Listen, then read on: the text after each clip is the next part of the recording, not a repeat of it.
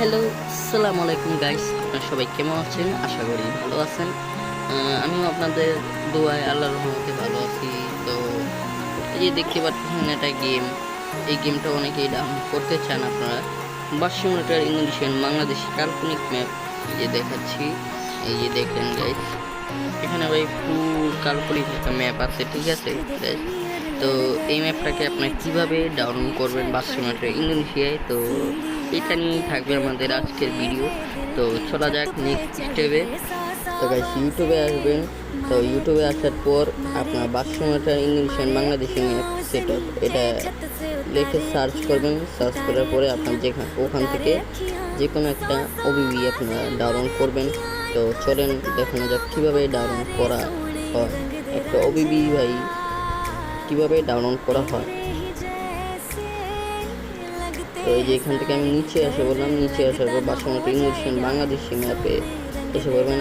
এসে পড়ার পর এখানে ভাই কেউ ক্লিক করবেন না, আপনার চলে যাবেন একটু নিচে স্ক্রল করে।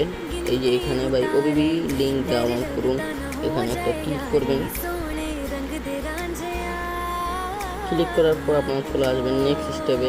নেক্সট স্টেপে যে আবার ওবিবি লিঙ্ক ডাউনলোড লিঙ্কে একটা ক্লিক করে এখানে ভাই একটা পাসওয়ার্ড এসে পড়বে, মানে স্টেপ 3-তে একটা পাসওয়ার্ড দিবে আপনাদের। আর এখান থেকে ভাই যত কিছু অ্যাড আসে আপনারা সরিয়ে দিবেন। তো এই যে ভাই পাসওয়ার্ডটা আপনাদেরকে মনে রাখতে হবে, মনে না রাখলে কিন্তু আপনারা পারবেন না। তো ওবিবি লিঙ্কে এটা ক্লিক করে দিলাম আমি।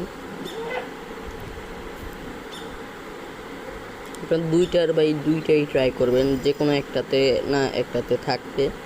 তো এখন 3 সেকেন্ড ওয়েট করার পর আপনাদের সামনে একটা ক্রিয়েট ডাউনলোড লিঙ্ক একটা অপশান আসবে, এটাকে একটা ক্লিক করে অ্যাডটা স্ক্রল করে দেবেন আপনারা। এবং স্ক্রল করার পর আপনাদের সামনে আবার একটা ইন্টারফেস তৈরি হবে। এই যে এখানে ডাউনলোড, এটা এখানে একটা ক্লিক করবেন।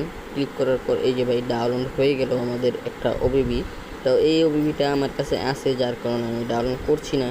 তো তারপর আপনারা চলে আসবেন প্লে স্টোরে। আসার পর আপনার জিরার্চিবার লিখে সার্চ করার পর আপনাদের সামনে এরকম একটা অ্যাপ আসবে। আসার পর আপনারা এটাকে ইনস্টল করে নেবেন।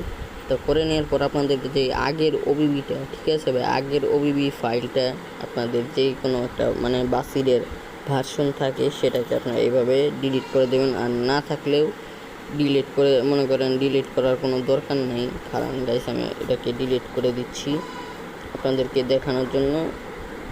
এই যে ভাই আমি এটাকে ডিলিট করে দিলাম, ঠিক আছে ভাই।